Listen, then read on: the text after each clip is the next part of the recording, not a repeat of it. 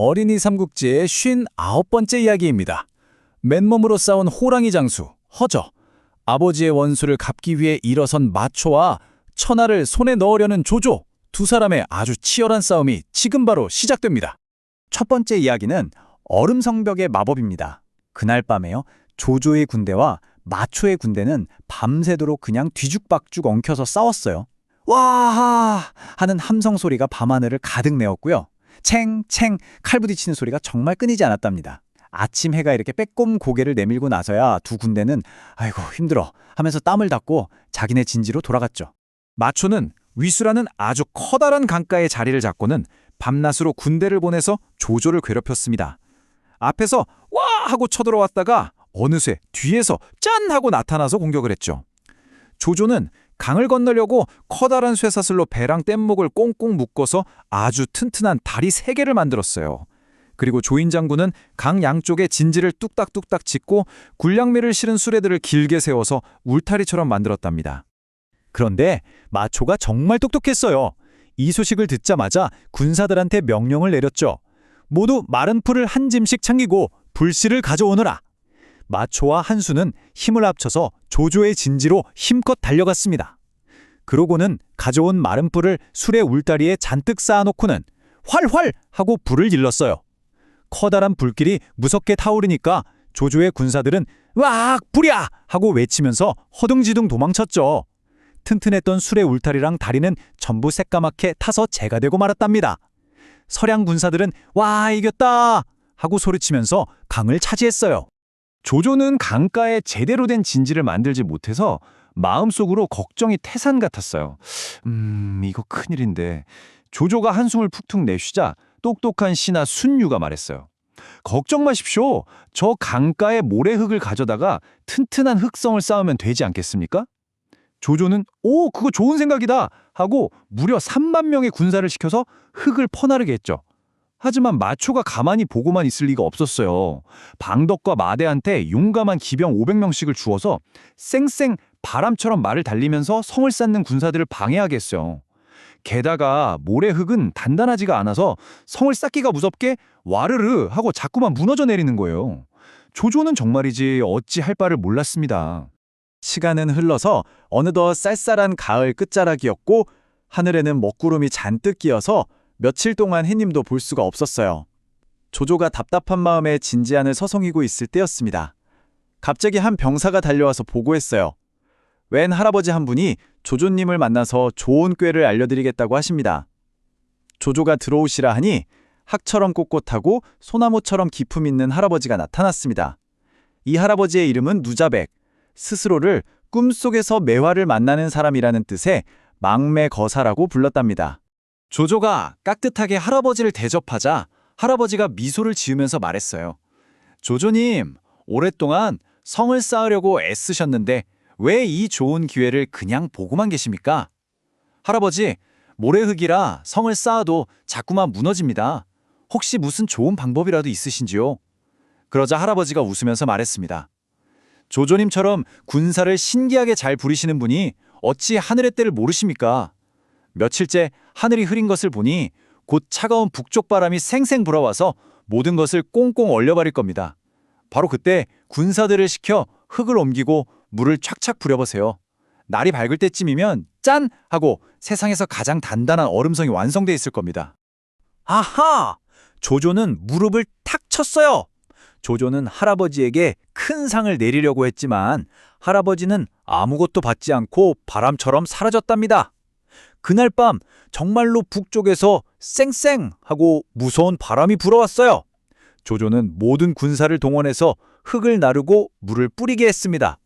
물을 담을 그릇이 모자라니까 비단 주머니까지 만들어서 물을 담아 콸콸 부었죠. 흙과 물은 닿는 대로 꽁꽁 얼어붙었습니다. 날이 밝아올 무렵 정말로 반짝반짝 빛나는 단단한 얼음성이 완성되었답니다. 이 소식을 들은 마초는 군사들을 이끌고 달려왔다가 눈앞의 광경에 입이 떡 벌어졌어요. 아니 이게 대체 어떻게 된 일이지? 하룻밤 사이에 이런 성이 생기다니 혹시 신이라도 도운 것일까? 두 번째 이야기, 맨몸의 호랑이 장수입니다. 다음 날 마초는 뚱뚱뚱 북을 울리면서 총공격을 시작했어요. 조조는 딱 한 사람, 허저만 데리고 말을 타고 앞으로 나섰죠. 조조는 채찍으로 마초를 가리키면서 크게 외쳤습니다. 마초야, 내가 바로 조조다. 네가 우리 성이 무너질 거라고 얕보았느냐? 하룻밤 만에 이렇게 튼튼한 성이 생겼다. 어서 항복하지 못할까? 마초는 화가 머리끝까지 치밀어서 이놈! 하고 소리치며 조조를 잡으려고 달려들었어요. 그런데 조조 뒤에 서 있는 한 장수가 눈을 무섭게 부릅뜨고 커다란 칼을 든 채 떡 버티고 서 있는 게 아니겠어요? 마초는 저 사람이 바로 그 유명한 허저인가? 하고 생각하면서 채찍으로 그를 가리키며 물었습니다. 내 군대에 호랑이 장수가 있다던데 어디 있느냐? 그러자 허저가 칼을 번쩍 들면서 우렁차게 외쳤습니다. 내가 바로 호랑이 장수 허저다. 허저의 눈에서는 번개가 치는 듯 신비한 빛이 번쩍였고 그 모습이 너무나 당당해서 마초는 감히 움직이지 못하고 말머리를 돌리고 말았어요. 조조도 허저를 데리고 진지로 돌아왔죠. 이 모습을 본 두 군대의 병사들은 모두 와 하고 감탄했습니다. 교조가 여러 장수들에게 말했어요. 적들도 허저를 호랑이 장수라고 부르는구나. 그날 이후 모든 군사들이 허저를 호랑이 장수라고 불렀답니다. 허저가 자신만만하게 말했어요. 제가 내일은 반드시 마초를 사로잡겠습니다. 조조가 걱정하며 말했죠. 마초는 정말 용감하고 힘이 세니 가볍게 봐서는 안 된다. 제가 목숨을 걸고 싸우겠습니다. 허저는 곧 마초에게 편지를 보냈어요. 호랑이 장수 허저가 마초 너와 내일 단둘이 결투를 벌이겠다. 편지를 받은 마초는 네가 감히 나를 얕봐 하고 펄펄 뛰면서 내일 반드시 저 건방진 녀석을 혼내주겠다고 답장을 보냈습니다. 다음 날 두 군대는 넓은 벌판에 멋지게 진을 쳤어요. 마초가 호랑이 바보 어서 나와라 하고 크게 소리쳤습니다. 조조가 자기 편 장수들을 둘러보면서 말했어요. 마초의 용맹함은 옛날의 여포 못지않구나. 그 말이 끝나기도 전에 허조가 화 소리를 지르면서 칼을 휘두르고 달려나갔어요. 챙, 챙, 챙. 허저의 칼과 마초의 장이 불꽃을 튀기면서 100번이나 부딪혔지만 승부가 나지 않았어요. 둘은 잠시 자기 진지로 돌아가 지친 말을 새 말로 갈아타고는 다시 나와 싸웠습니다. 또다시 100번을 싸웠지만 여전히 누가 더 센지 알 수가 없었죠. 허저는 으라차차 하고 성질이 폭발했어요. 그는 자기 진지로 쌩 하고 달려가더니 무거운 투구와 갑옷을 훌훌 벗어던졌습니다. 울끈불끈 성난 근육이 드러난 맨몸으로 칼 한 자로만 들고 다시 나타났답니다. 이 모습을 본 모든 병사들은 세상에! 하면서 깜짝 놀랐어요. 두 사람은 또다시 30여 번을 더 싸웠습니다. 허저가 이앗! 하고 위엄을 뽐내면서 칼을 들어 마초를 내리치자 마초는 잽싸게 피하면서 창으로 허저의 심장을 푹 찌르려고 했어요. 허저는 칼을 버리고 그 창을 덥석 잡았죠. 두 사람은 말 위에서 서로 창을 빼앗으려고 끙끙 힘을 겨뤘습니다. 힘이 장사인 허저가 있는 힘껏 창대를 비트니까 우지끈 하는 소리와 함께 창이 두 동강 나버렸어요. 둘은 부러진 창을 반쪽씩 들고 말 위에서 서로를 마구 때렸답니다. 조조는 허저가 다칠까봐 하후연과 조홍 두 장군에게 함께 나가 도우라고 명령했어요. 그러자 마초의 편인 방덕과 마대도 우리도 가자 하면서 철갑 기병들을 이끌고 마구 달려들었죠. 조조의 병사들은 순식간에 뒤죽박죽 어지러워졌고 허저는 팔에 화살 2대를 푹 맞고 말았어요. 장수들은 허둥지둥 허저를 데리고 진지로 돌아왔습니다. 조조는 성문을 굳게 닫고 나오지 말라고 명령했답니다. 마초는 한수에게 돌아와 숨을 헐떡이며 말했어요. 내가 지금까지 수많은 용사와 싸워봤지만 허저 같은 사람은 처음이다. 정말 호랑이 바보라는 별명이 아깝지 않구나. 세 번째 이야기, 조조의 이간질 꾀입니다.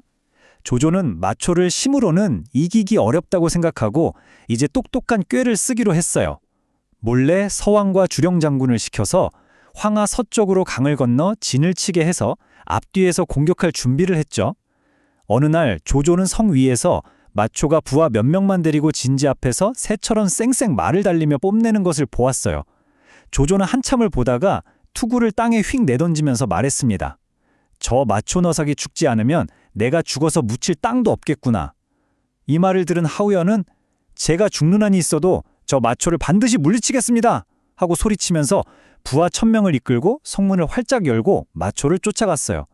조조는 안 돼 하고 급히 말렸지만 하우연이 다칠까봐 걱정이 돼서 자신도 말을 타고 뒤따라 나갔습니다. 마초는 조조의 군대가 오는 것을 보고 군대의 순서를 바꿔 일자 모양으로 쫙 펼쳤어요. 하우연이 도착하자마자 마초는 그와 맞서 싸웠죠. 그러다 어지러운 싸움터 속에서 저 멀리 있는 조조를 발견한 거예요. 마초는 하우연을 내버려 두고 곧장 조조를 향해 쌩! 하고 달려갔습니다. 조조는 깜짝 놀라서 말머리를 돌려 도망쳤고 조조의 병사들은 크게 흩어졌어요. 바로 그때 조조의 군대가 이미 황하 서쪽에 진을 쳤다는 소식이 들려왔습니다. 마초는 엇! 하고 크게 놀라서 더 이상 쫓아갈 마음이 사라졌어요. 급히 군사를 이끌고 진지로 돌아와 한수와 의논했죠. 조조의 군대가 우리 뒤를 쳤으니 이제 앞뒤로 적을 맞게 되었어. 어찌하면 좋겠어? 부하장수 이감이 말했어요. 땅을 조금 떼어주고 화해를 청하는 것이 좋겠습니다. 우선 서로 군대를 물리고 날이 따뜻해지는 내년에 다시 이야기하는 겁니다. 한수도 그 말이 좋다고 생각했어요. 하지만 마초는 망설였죠. 다른 장수들도 모두 화해하자고 하니까 결국 한수는 조조에게 땅을 주고 화해하자는 편지를 보냈습니다. 조조가 말했어요. 우선 돌아가시오. 내일 답을 주겠소. 신하 가후가 들어와 조조에게 물었습니다. 조조님, 어떻게 하실 생각이십니까? 그대의 생각은 어떤가? 가후가 웃으면서 말했어요. 싸움터에서는 속임수도 필요한 법이죠. 일단 화해하는 척 허락해 주십시오. 그런 다음 한수와 마초가 서로를 의심하게 만드는 이간질 꾀를 쓰는 겁니다. 그러면 아주 쉽게 이길 수 있습니다. 조조는 손뼉을 짝 치며 기뻐했습니다. 역시 자네의 생각과 내 마음이 통하는구나. 조조는 곧바로 알겠다. 군대를 불리고 너희에게 황하 서쪽 땅을 돌려주겠다는 답장을 보냈어요. 그리고는 일부러 다리를 만들면서 군대를 철수할 것처럼 꾸몄답니다. 마초는 편지를 받고 한수에게 말했어요. 조조는 교활한 사람이니 우리가 방심하면 오히려 당할 수 있습니다. 숙부님과 제가 하루씩 번갈아가며 조조와 서왕을 막아 그들의 속임수에 대비해야 합니다. 이 소식을 들은 조조는 가후를 보며 하하, 내 계획이 이루어지겠구나 하고 웃었어요. 다음 날 조조는 진지 앞으로 나갔습니다. 한수의 병사들 중에는 조조를 본 적 없는 사람들이 많아서 구경하러 나왔답니다. 조조라 측에 외쳤어요. 너희들이 조조를 보고 싶느냐? 나도 너희와 똑같은 사람이다. 눈이 4개고 입이 2개가 아니란 말이다. 다만 머릿속에 똑똑한 꾀가 많을 뿐이지. 그러고는 사람을 보내 한수에게 말했어요. 조주님께서 한 장군님과 잠시 이야기를 나누고 싶어 하십니다. 한수는 갑옷도 입지 않고 조조를 만나러 나갔습니다. 두 사람은 말 위에서 옛날 이야기만 나눌 뿐 군대 이야기는 한마디도 하지 않았어요. 한창을 웃고 떠들다가 각자 진지로 돌아갔죠. 이 소식을 들은 마초는 급히 달려와 한수에게 물었어요. 오늘 조조가 무슨 말을 했습니까? 그냥 서울에 있을 때 옛날 이야기만 했네. 군대 이야기는 어째서 하지 않았습니까? 조조가 말을 안 하는데 나 혼자 어찌 말을 꺼내겠나? 마초는 고개를 갸우뚱했어요. 이상하다. 뭔가 숨기는 게 틀림없어. 조조는 진지로 돌아와서 가후에게 말했어요. 내가 왜 한수와 옛날 이야기만 했는지 알겠는가? 가후가 대답했습니다. 물론입니다. 하지만 이것만으로는 부족합니다. 제가 한 가지 꾀를 더 내어 두 사람이 서로 원수가 되어 싸우게 만들겠습니다. 가후는 조조에게 속삭였어요. 조조님께서 친히 한수에게 편지를 쓰세요. 그런데 중요한 부분은 먹물로 쓱쓱 지워서 글씨가 잘 안 보이게 만드세요. 일부러 마초가 그 편지를 보게 하는 겁니다. 마초는 지워진 부분을 보고 한수 아저씨가 나에게 비밀을 숨기려고 일부러 지운 게 틀림없어 하고 의심하게 될 겁니다. 오, 그거 아주 기막힌 꾀로구나. 조조는 곧바로 편지를 써서 중요한 곳을 일부러 지운 다음 한수에게 보냈어요. 아니나 다를까 마초는 그 소식을 듣고 더욱 의심이 깊어져서 한수에게 가서 편지를 보자고 했어요. 편지에 지워준 글자들이 있는 것을 보고 마초가 물었습니다. 왜 편지가 이렇게 지워져 있습니까? 원래부터 이랬는데? 나도 잘 모르겠네. 말도 안 됩니다. 숙부님께서 제가 할까봐 두려워 일부러 지우신 것이죠? 아니다. 조조가 실수로 덜 쓴 편지를 보낸 것일 수도 있지 않느냐? 저는 못 믿겠습니다. 저와 힘을 합쳐 조조를 물리치기로 하셨으면서 어찌 다른 마음을 품으십니까? 네가 정 나를 못 믿겠다면 내일 내가 조조를 꿰어낼 테니 네가 갑자기 뛰쳐나가 창으로 찔러 죽이거라. 좋습니다. 그렇게 하신다면 숙부님의 진심을 믿겠습니다. 그리고 드디어 약속한 다음 날 한수와 마초는 조조를 속이기 위한 마지막 연극을 준비합니다. 하지만 이 모든 건 이미 조조의 손바닥 아니었죠. 한수는 부하장수 5명을 데리고 진 앞으로 나갔고 마초는 문 뒤에 숨어 있었어요. 조조는 조홍 장군을 보내서 한수를 만나게 했습니다. 조홍은 한수에게 다가가 허리를 숙이면서 말했어요. 어젯밤 조조님께서 장군님께 전하라고 하신 말씀 절대로 잊으시면 안 됩니다. 이 말만 하고는 쌩하고 돌아가 버렸어요. 이 말을 엿들은 마초는 화가 머리끝까지 나서 이 배신자! 하고 소리치며 한수를 창으로 찌르려 했습니다. 5장수가 깜짝 놀라 마초를 말리면서 진지로 돌아갔죠. 한수가 말했어요. 조카야, 오해하지 마라. 나는 정말 배신할 마음이 없다. 하지만 마초는 믿지 않고 원망하며 돌아섰습니다. 한수는 다섯 장수와 의논했어요. 이 일을 어찌하면 좋겠는가? 양추가 말했습니다. 마초는 자기 힘만 믿고 주공을 얕보고 있습니다. 차라리 몰래 조조에게 항복하는 것이 낫습니다. 결국 한수는 양추를 시켜 조조에게 항복하겠다는 비밀 편지를 보냈어요. 조조는 크게 기뻐하면서 밤에 불을 피우는 것을 신호로 함께 마초를 공격하기로 약속했답니다.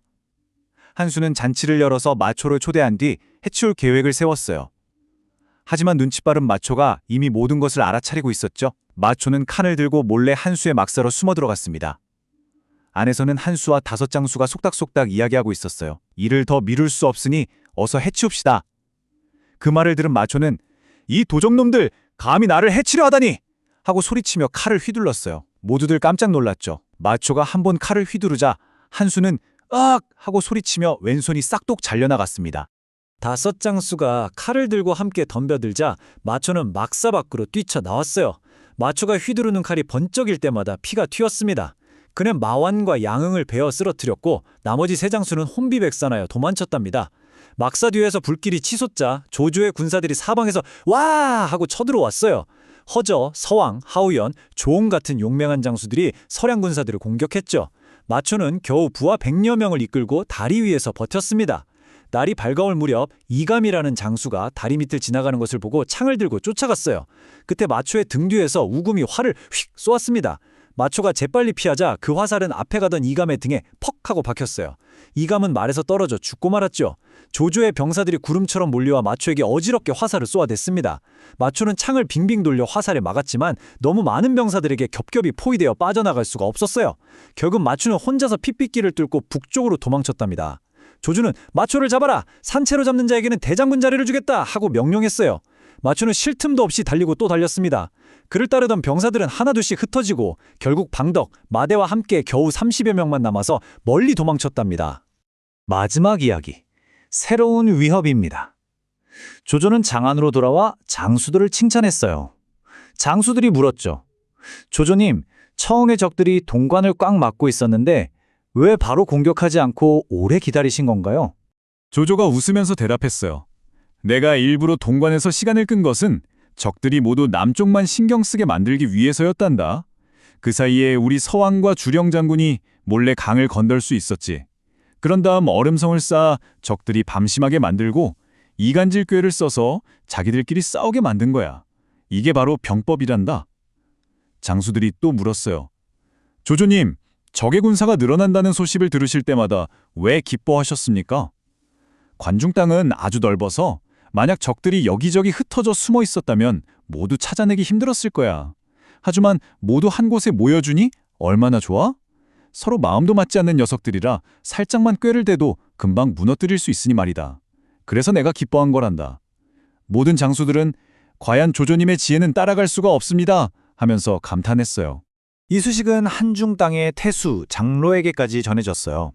장로는 원래 사람들에게 도를 가르치던 사람이었는데 이제는 한중 땅의 왕처럼 행세하고 있었죠. 그는 조조가 서량을 물리쳤다는 소식에 깜짝 놀랐습니다. 조조가 틀림없이 우리 한중까지 쳐들어올 것이다. 부하 연포가 말했어요. 주공, 걱정 마십시오. 익주의 유장은 마음이 약한 사람이니 먼저 서천 땅을 차지하여 힘을 기른 뒤에 조조와 맞서 싸워도 늦지 않습니다. 장로는 그거 좋은 생각이다 하고 기뻐하며 군사를 일으킬 준비를 했어요. 한편 익주의 유장은 장로가 쳐들어온다는 소식을 듣고 걱정이 되어 어쩔 줄을 몰랐습니다. 신하들을 모아놓고 끙끙 앓고 있는데 갑자기 한 사람이 당당하게 앞으로 나섰어요. 주공, 걱정 마십시오. 제가 비록 가진 것은 없지만 이 새치 혀로 장로가 감히 우리 땅을 넘보지 못하게 만들겠습니다. 과연 이 자신만만한 사람은 누구일까요? 그리고 그는 어떻게 장로의 군대를 막아낼까요? 다음 이야기가 더욱 궁금해지네요.